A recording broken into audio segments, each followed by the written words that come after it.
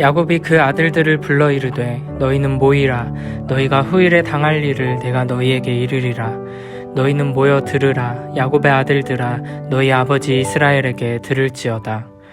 르우벤아, 너는 내 장자요, 내 능력이요, 내 기력의 시작이라. 위풍이 월등하고 권능이 탁월하다마는 물의 끓음 같았은즉 너는 탁월하지 못하리니 내가 아버지의 침상에 올라 더럽혔음이로다. 그가 내 침상에 올랐었도다. 시므온과 레위는 형제요, 그들의 칼은 폭력의 도구로다. 내 호나 그들의 모의에 상관하지 말지어다. 내 영광아 그들의 집회에 참여하지 말지어다. 그들이 그들의 분노대로 사람을 죽이고 그들의 혈기대로 소의 발목 힘줄을 끊었음이로다. 그 노여움이 혹독하니 저주를 받을 것이요 분기가 맹렬하니 저주를 받을 것이라. 내가 그들을 야곱 중에서 나누며 이스라엘 중에서 흩으리로다. 유다야, 너는 내 형제의 찬송이 될지라. 내 손이 내 원수의 목을 잡을 것이요 내 아버지의 아들들이 내 앞에 절하리로다. 유다는 사자 새끼로다. 내 아들아, 너는 움킨 것을 찢고 올라갔도다. 그가 엎드리고 웅크림이 숫사자 같고 암사자 같으니 누가 그를 범할 수 있으랴. 규가 유다를 떠나지 아니하며 통치자의 지팡이가 그 발 사이에서 떠나지 아니하기를 실로가 오시기까지 이르리니 그에게 모든 백성이 복종하리로다. 그의 나귀를 포도나무에 매며 그의 암나귀 새끼를 아름다운 포도나무에 맬 것이며 또 그 옷을 포도주에 빨며 그의 복장을 포도즙에 빨리로다. 그의 눈은 포도주로 인하여 붉겠고 그의 이는 우유로 말미암아 희리로다.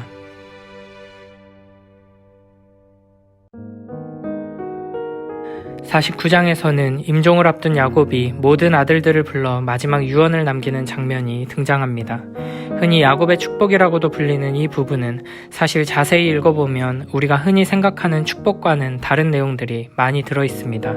심지어 저주에 가까운 내용들이 포함되어 있습니다. 우리는 이 본문을 단순히 한 늙은 노인이 죽음을 앞두고 아들들에게 당부의 말을 전하는 유언으로 생각하고 읽으면 안 됩니다.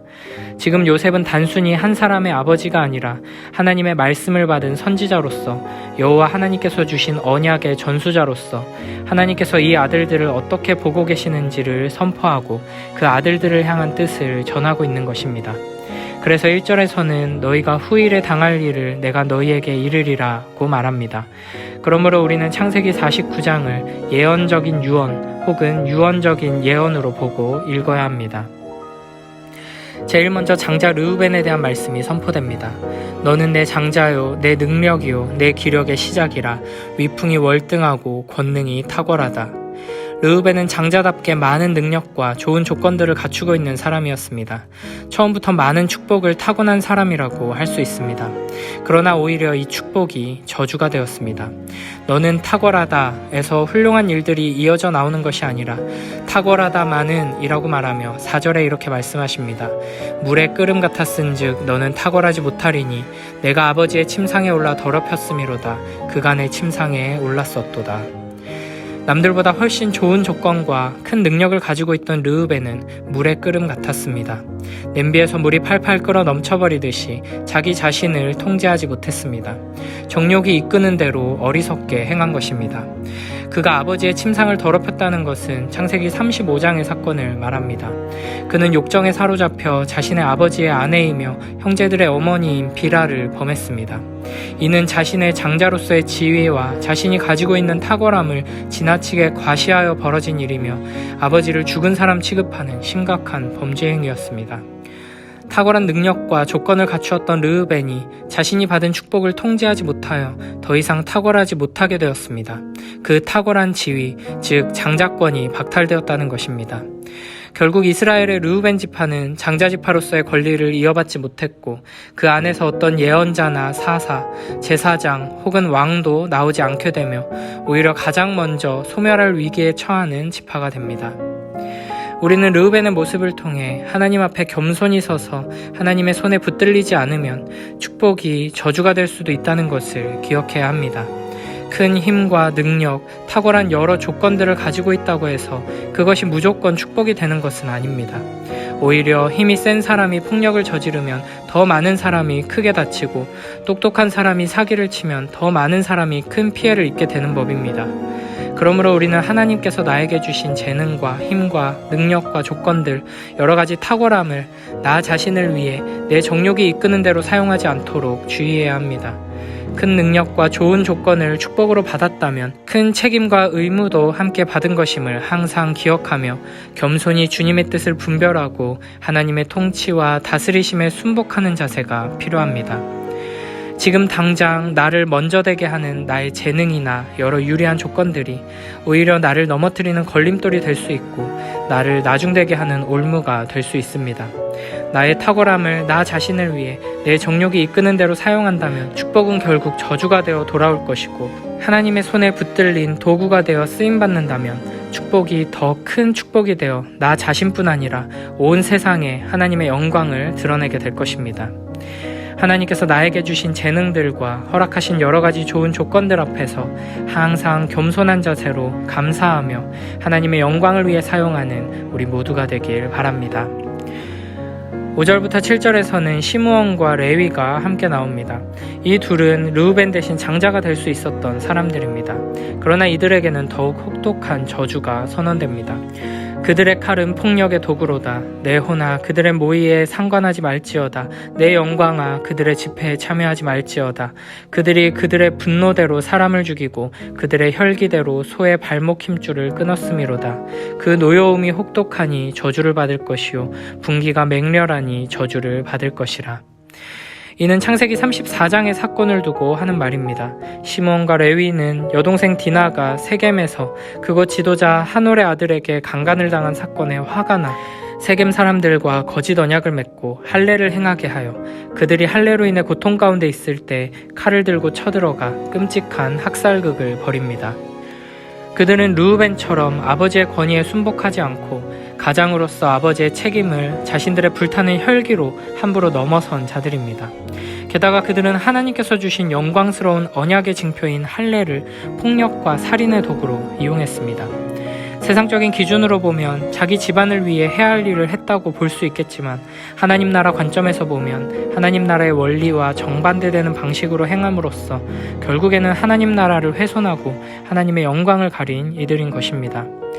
6절에 그들이 혈기대로 소의 발목 힘줄을 끊었다는 말은 그들이 전쟁에 사용되는 말이 아니라 생계에 필요한 소의 발목 힘줄까지 끊으면서 세겜 사람들을 무자비하게 살육했다는 것을 표현하는 것입니다. 그들은 마치 폭력 그 자체를 즐기는 사람들처럼 필요 이상의 분노를 표출하며 너무나 끔찍한 학살을 저지른 것입니다.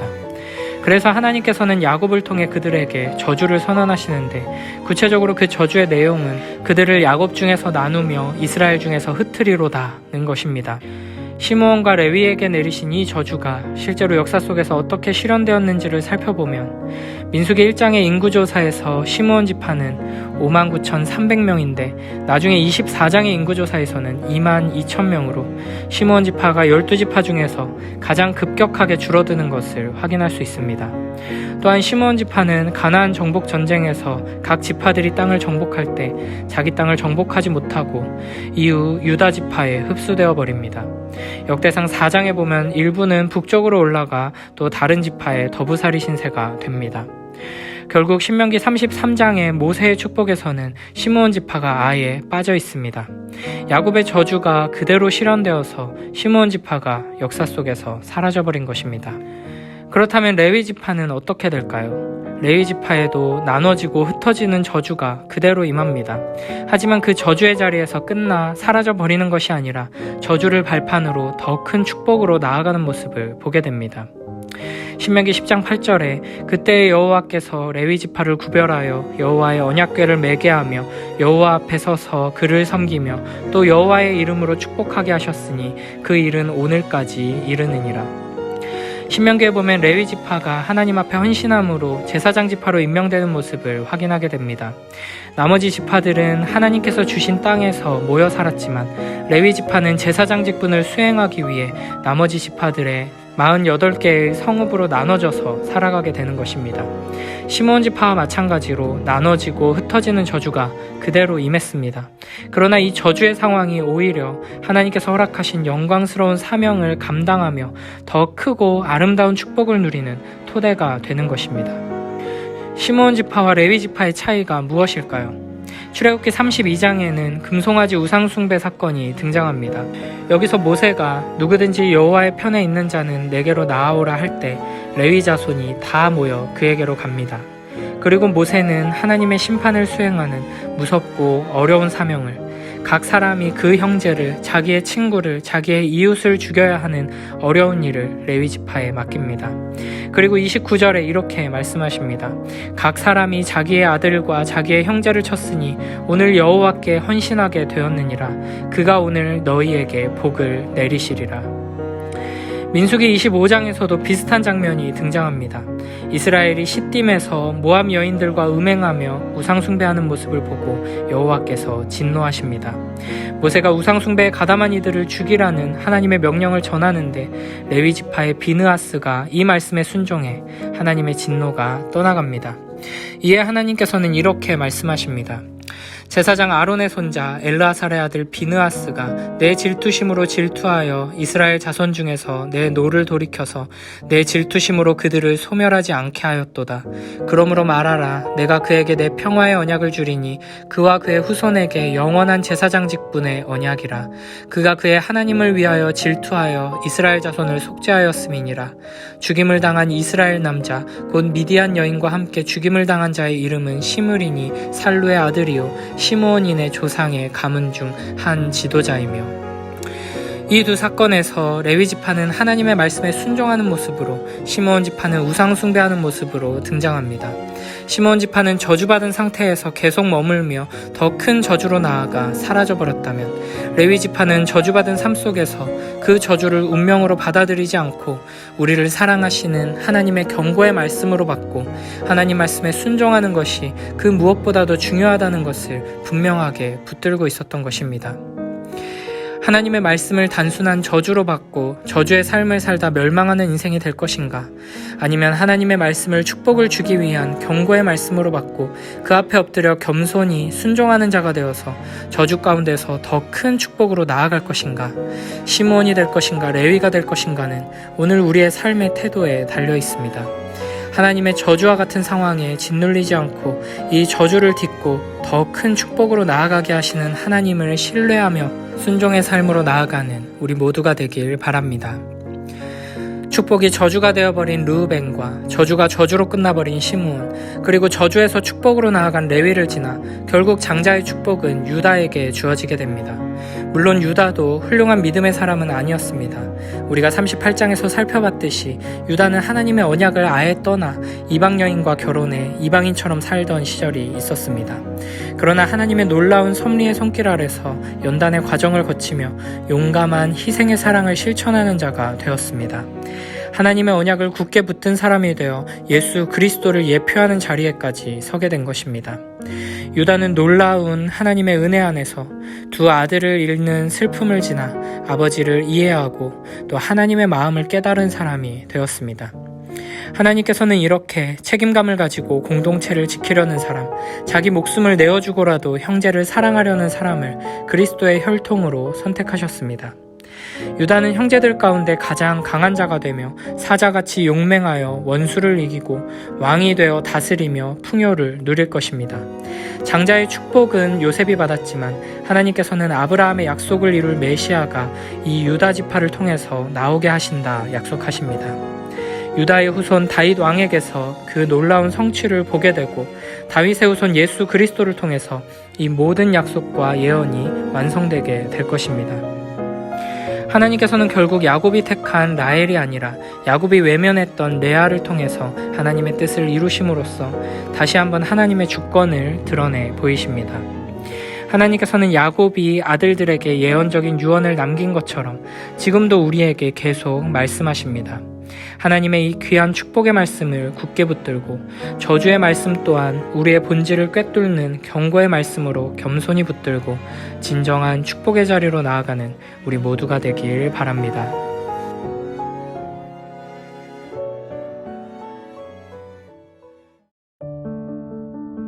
야곱이 아들들을 불러놓고서 일렀다. 너희는 모여라. 너희가 뒷날에 겪을 일을 내가 너희에게 말하겠다. 야곱의 아들들아, 너희는 모여서 들어라.